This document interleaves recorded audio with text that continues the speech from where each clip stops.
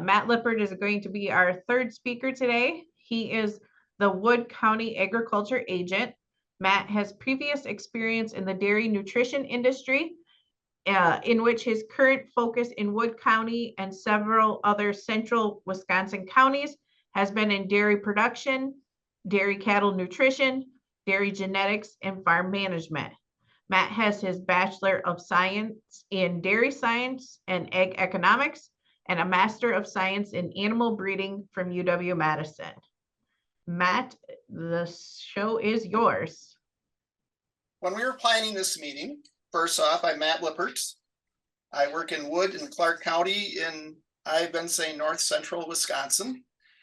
And I offered to be cleanup after we had Francisco give this genetic discussion on feed efficiency, and then Allison give this nutrition discussion on feed efficiency. And so I offered to talk about all other things related to feed efficiency. And I would sure appreciate in the comments chat, I probably have missed some. So I just kind of went through my head, what are factors that are really affecting feed efficiency in our dairy animals. And the first thing that I came to is complete system concepts. And I've been trying to ask some questions today to our previous speakers. And we all know that dairy cattle spend a significant amount of their life not being productive. They're growing, they're not doing what they're intended to do. They're not making milk. And so if we can in some way reduce that sunk cost of feed, and certainly many other factors, labor, I think they both talked about impacts on the environment through the waste stream produced from these animals. If we can reduce the proportion of their time that's non-productive, we are over the complete system of the dairy herd improving feed efficiency. So if we can get cows to live longer, even though they spent the same amount of time being reared, if they can live to be old cows, obviously the percentage of the time that they're on this earth is going to make them more productive. And I don't have a number here, but I think there's good news there, because we know as herds have, they're reducing the number of replacements raised, and they're at least many people are attempting to keep cows longer. And as we improve things like cow comfort and maybe some of the genetics on survivability of some of these animals, I think we are able to improve keeping cows around longer. So I think that is a nice addition to the RFI numbers that Francisco was talking about, is just if we can accomplish cows staying longer in the herd. And certainly, besides management, there's genetic things that can be involved with that as well. Productive life, livability, things like that. So then another one would be if we could have them younger. And I've been in the dairy industry quite a long time. And there was a time when most first calf heifers calved when they were older than 2. Some farmers really wanted to grow those heifers up, and they calved them out at 2.5, get that frame built on them. And it was actually University Extension, I think, telling people this is not a good idea. They had numbers that these really old heifers actually didn't do as well. That wasn't when they were intended to start calving. And so over many years, we've really pushed that number down. And I think we're now to the point that maybe for some producers, we've pushed the number as low as it needs to be, if not too low. So some information I'll share in the next slide from Penn State says that if you're calving them at under 21 months, that the first lactation yield is so small that even though you've reduced that cost of rearing, you're losing so much production because they're so young that you should not do that. So there is an intermediate desirability, I feel, in this trade as well, is that you don't want to have them too young, but certainly not too old. And I think how they do as first lactation animals could possibly affect their lifetime yield as well. So you want them to be well grown enough that when they do hit first lactation, they are able to produce well. I mean, the numbers we often hear is like 85% of mature. There's some good stuff that our colleagues, Paul Fricke, our repro specialist, has talked about, that if you can increase the probability of getting a heifer pregnant, if that's through an off-sync protocol or just really good nutrition or really good housing, if those heifers are really fertile the first time you expose them to semen, you can wait a little longer to get them bred because you have a higher reliability that they're going to settle on the first service. So that would be another one is, yes, we want them to calve fairly young, but we don't want them to calve really young. So if you have low fertility in your heifers, you're tempted to breed them really young so that your average comes out right. But if you get all your ducks in a row in your herd and have really fertile heifers, then you don't have to expose them to semen really young to get all of them calved reliably before they're 2. And we have the same concept in milking cows. We have the voluntary waiting period. I remember a time when people were doing 45 days. You know, we need to get these cows bred, and they're not getting bred, so we'll start exposing them to semen after 45 days. And hopefully then by 100 days, we'll have most of these cows bred. And now we know that in many herds, another great success story, people aren't breeding cows till much later, 75, 80 days, because they're really confident that they can get those cows bred. And again, that is a feed efficiency number, because you know that late lactation, they're not going to produce as well, so they're not going to be as efficient. Allison shared us the feed intake curves and the lactation curve for milk production.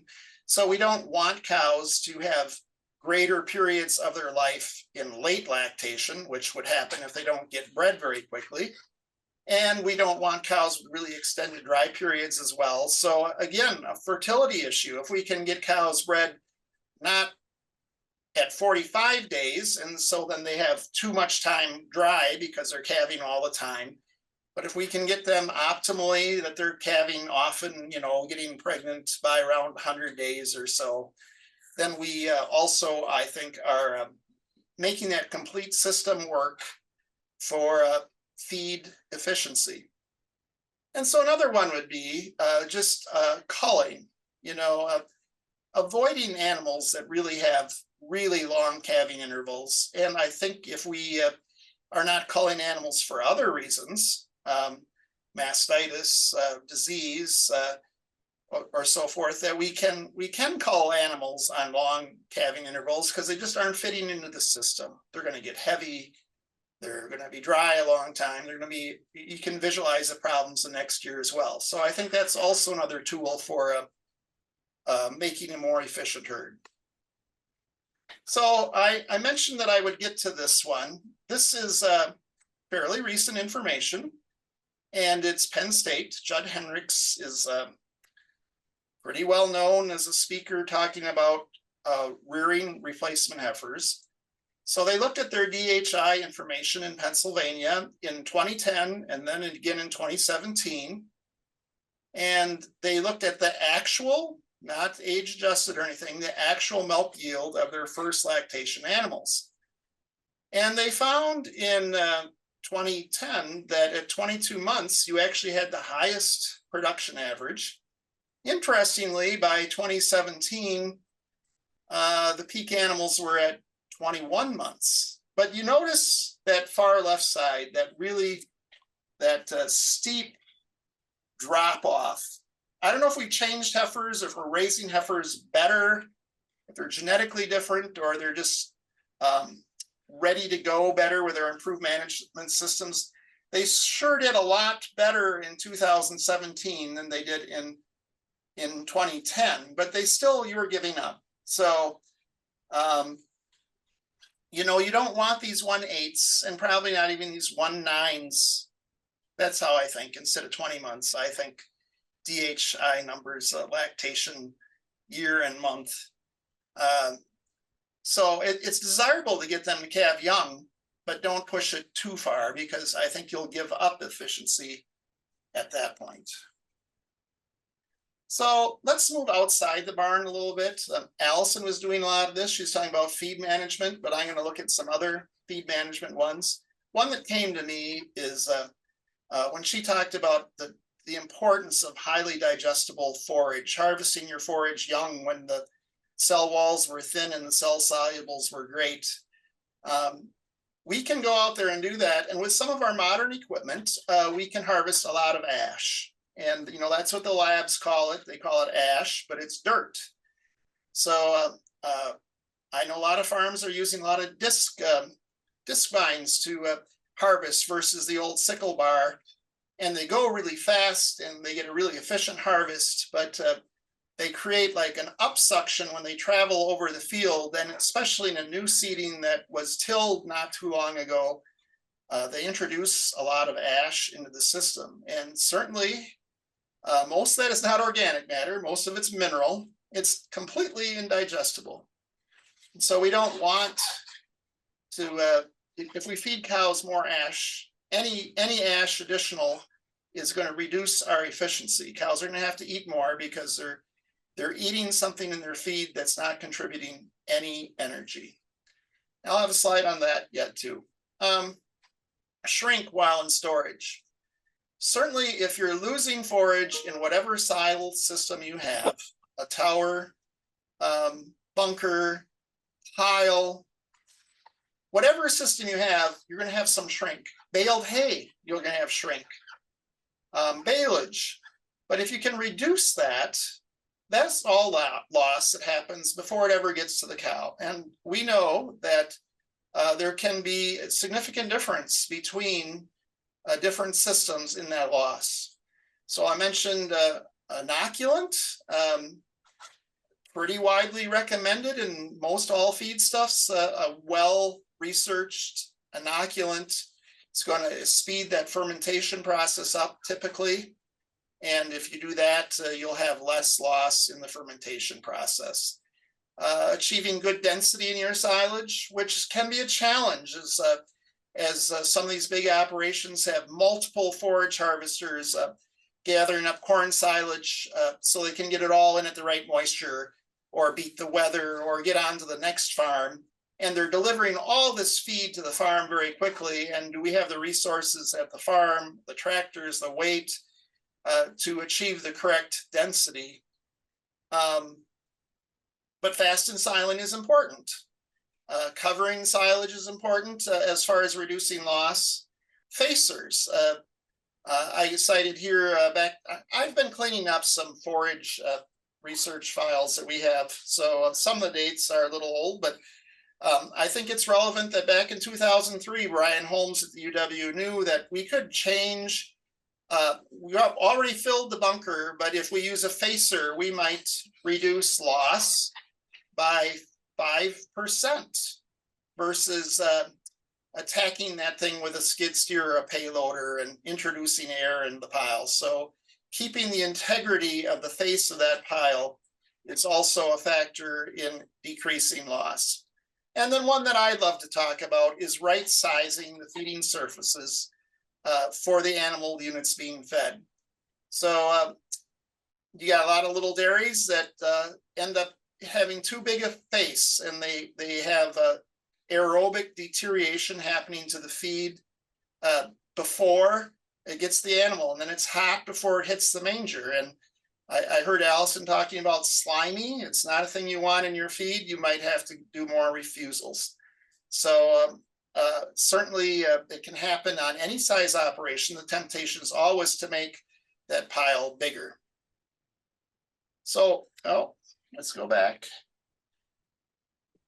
So I actually grabbed these just yesterday. It's kind of wintry looking weather, but just showing a facer on some corn silage, and you can see the facer isn't hardly able to get all the way down in this particular one. So we got a little issue in the corn silage pile in the upper left.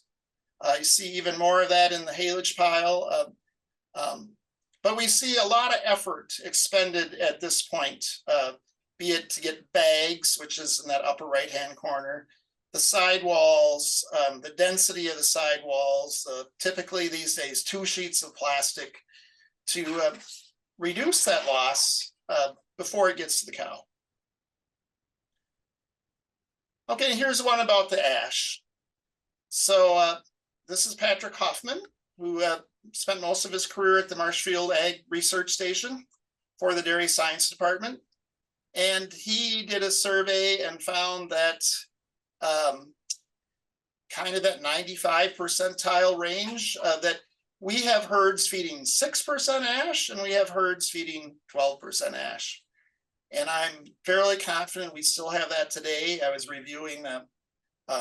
Corn silage is usually a blessing in this aspect. It's usually, we're not laying it on the ground, we're direct chopping it. And so high corn silage rations, just by virtue of that, are often better off. On the picture on the right, I'm showing a picture of a forage cocktail mix. These have become pretty popular, annual, whatever they are, legume, Italian ryegrass, sorghums, whatever they are, but they're usually put on newly tilled soil. And so they can suffer from fairly high ash levels, and they're becoming fairly popular. So what can you do? I'm not going to tell people that they should quit using the disc line, but you might think about cutting that feed a little bit higher to have a little more separation between the soil and the feed. I hear some people advocate that you can put a different blade on your disc vine that doesn't create the suction, I guess you call it, that doesn't do the uplift. But it's this thing to be wary about, the merger, the mower, the whole process. The weather at the time of harvest can introduce ash into the diet. This is an interesting one that different people speak different languages. This is a piece of information talking about the density established in your bunker or your pile, and it's dry matter density. A lot of people I know talk about as fed density. Well, if you think that most feeds are typically, maybe a third, 35% dry matter corn silage. So you kind of take these numbers times 2.5 or 3 or something like that, if you're used to thinking of as fed densities. But this, and we're dealing with this yet today, for sure. And this shows us back in 1992, we knew that depending on the density on the bunker, we could have losses about half of, if we're doing a poor job. We can have 20% dry matter loss, and we can get that down closer to 10 if we got really dense feed. So density, and then the facer helps you keep that density while you're feeding it out. So density is also a critical factor in a efficient feeding program. Loss at the feeding center. I am not apologizing that I have no references or statistics on this one, because feeding centers are very individualized. What one farm has, another farm has different. But many of these are outdoor. You're filling with a skid steer bucket, and you got wind, and you got rain, and you got snow. We know some very progressive producers that have invested a lot of money in feeding, I'll call them a palace, just really, really nice facilities that we don't lose at the time we're assembling the ration. And the stuff that blows away is often the very most valuable ingredients. So, and here again, this is yesterday. So certainly that's what a lot of farms look like in March. There's water everywhere. And so, I mean, all these are factors that can affect shrink in storage or at the time of assembly. Wind, rain, hail can damage plastic. Too big of feeding faces or inadequate packing will increase spoilage. Damage from wildlife, it could be deer, it could be turkeys, it could be raccoons. These are all things to think about that are going to take away from your efficiency on your dairy farm. Allison hit on some of this, but just to repeat, offering feed multiple times, pushing up feed multiple times, feeding feed that's got a low enough pH, not an over amount of carbohydrate, highly soluble carbohydrate load that's is going to promote aerobic stability of the feed. So I've been complaining about March weather, but certainly in the summer, it's tougher. Corn silage diets that don't have buchneri preservative and are starting to ferment very quickly can be a problem with your attempt to have the cows feed more efficient. Allison talked a little about slug feeding, but I think we said that it's a desirable cow that eats often and eats a lot.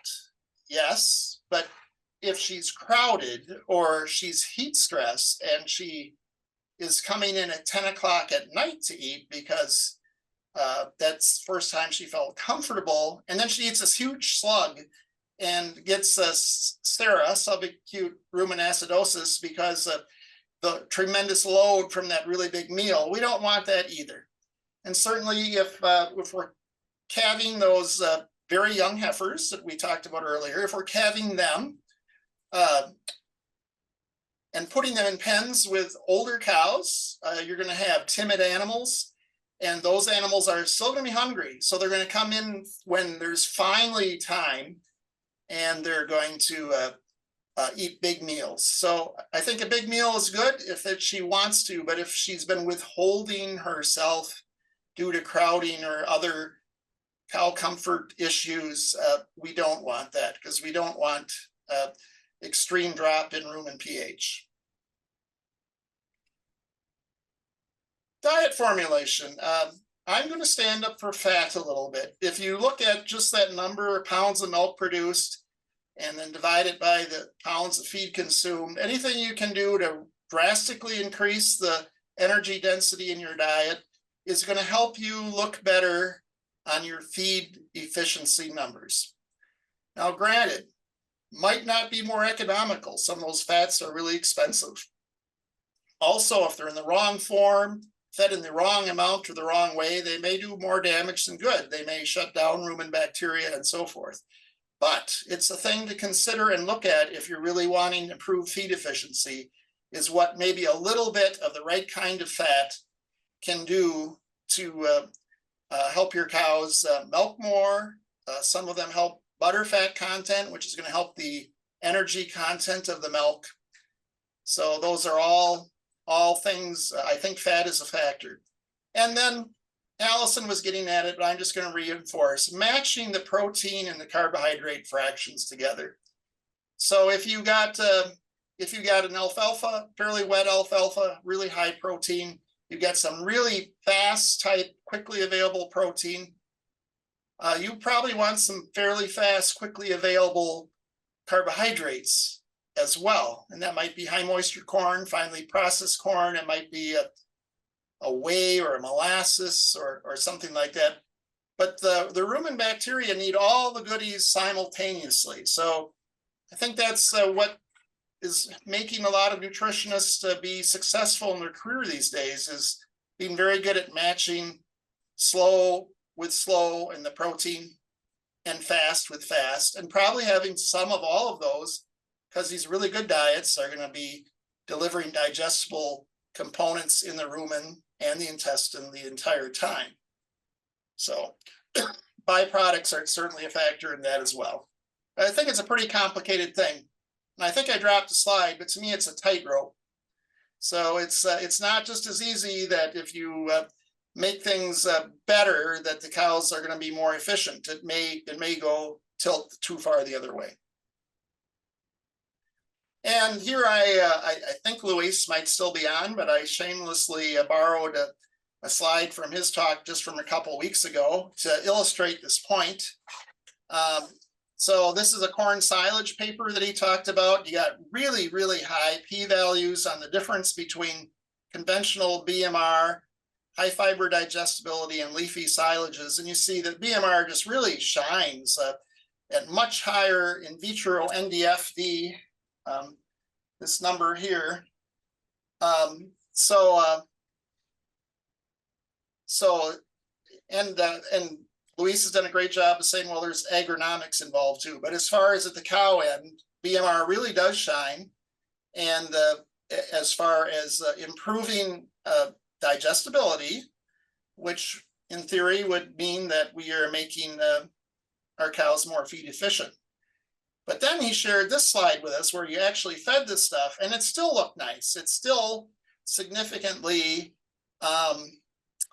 improved production, but it wasn't as great as it looked. And it's partly why I asked Allison the question about dry matter intake. These cows on BMRs, and maybe Luis can weigh in here, if they eat as much more, then they aren't suddenly being more efficient. So again, I think it's a tight walk. And I think we were ahead of schedule, and Matt Lippert has got us back on schedule. So thank you for allowing me to be windy today, but we're just about done. In fact, we are. Were there any questions for me, Jackie? No, I don't see any questions in the chat box, but great information to kind of put that whole circle around everything we've been talking about today. Matt, can you go back to the first slide on feed way back? So actually, when Allison and I were talking about this yesterday, we treat fresh cows more delicately. So even though we know we're being less efficient by leaving more refusals, we don't want to compromise their increasing intake. So that's why I have a higher number on them. And then by the time you get to the low group, you can have pretty low intakes. But I was challenging Allison a little bit. If you're at 0.5, that's okay. If the moment the manger is empty, you got feed in there. But that's really good management. Some people, that means the cows are going to be without feed a little longer. So then maybe the 3% would be a better number. Yeah, it's definitely that fine line of between too much and too little. All right. Well, thank you everyone for your attendance today, and we hope to see you next week to once again register for those last two Badger Dairy Insight series for this winter programming season.